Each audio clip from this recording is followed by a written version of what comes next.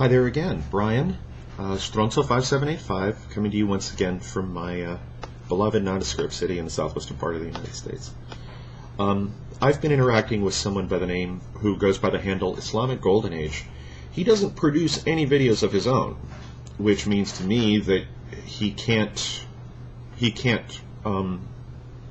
really put together any argumentation on his own. He has to borrow that of other people, or that of some documentary that was put out by the BBC. I went to his channel and he has no videos. But nonetheless, he will continue to make statements like this that truly defeat themselves. I don't have to refute a word of this. One of his comments, and one of my favorite ones, is the Quran is logical, beautiful, and unparalleled. It's unparalleled, all right. It's a jarring, difficult read. You have to be familiar with the stories of the Old Testament in order to be able to understand a word of it. Let me continue. If it disagrees with the Bible, it just means they can't both be right.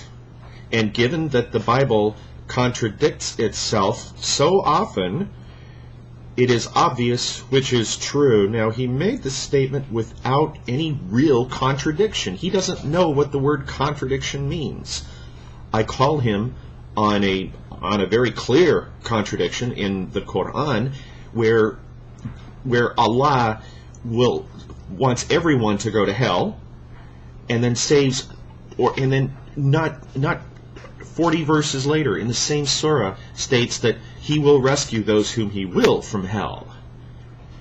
If you send somebody someplace for eternity and then change your mind and decide to save them, what does that prove? That proves that you're capricious, that there's no subjective standard to your who goes to hell and who doesn't. You can be the best Muslim and still go to hell. After pointing this out to him, he came back with a new word, contradistinction. Have you ever heard of the word contradistinction? I haven't. I have no idea what that word means. Contradistinction, what is it? Look, this is clear-cut equivocation, and it's done over and over and over again.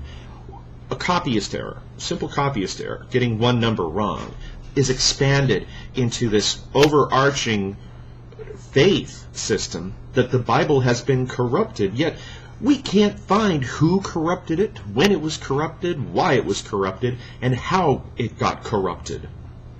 You've got to come up with an earlier manuscript that would prove that the later manuscripts are corrupted. And we don't have that.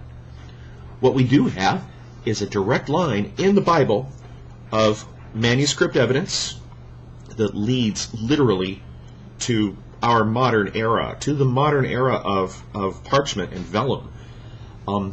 The Bible, the collected manuscripts of the Bible were definitely around a lot sooner than most scholars believe.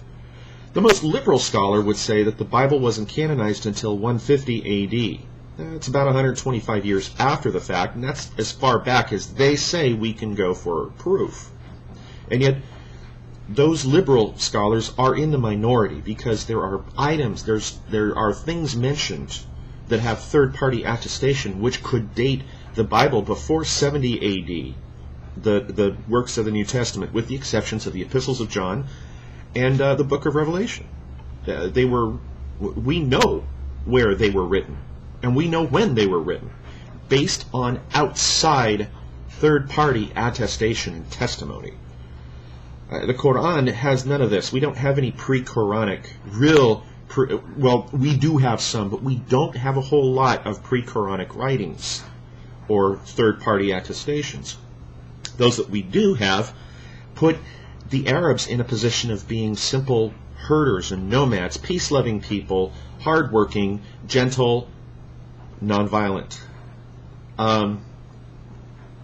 Instead, we have more historical revisionism and equivocation and really unfair questions. He asked me a question about one of the scribist errors, one of the scribal errors that he pointed out as being a, quote, contradiction, which isn't really a contradiction. in fact, but he answered me by attaching sincerity to me if I agreed with him. If that isn't circular reasoning, I don't know what is. So, once again, we run into more circular reasoning, more fideistic assertion without any evidence. My Muslim friends, I simply call you to get some evidence. Where is it, the evidence? There is none. There is none. The Sana'a documents, the earliest known Quranic writings, show us that there were major revisions happening with the Quran as late as 700 BC, 700 AD. This is ridiculous. Unless you can prove it, unless you can provide something for us to hold on to, we can't believe a word that you say when you make these assertions. Now, if you want to believe them, you want to believe them, and I can respect your wanting to believe it. Just know that there is no evidence, that it is a faith system based on faith and faith alone, and when education happens, Islam usually loses.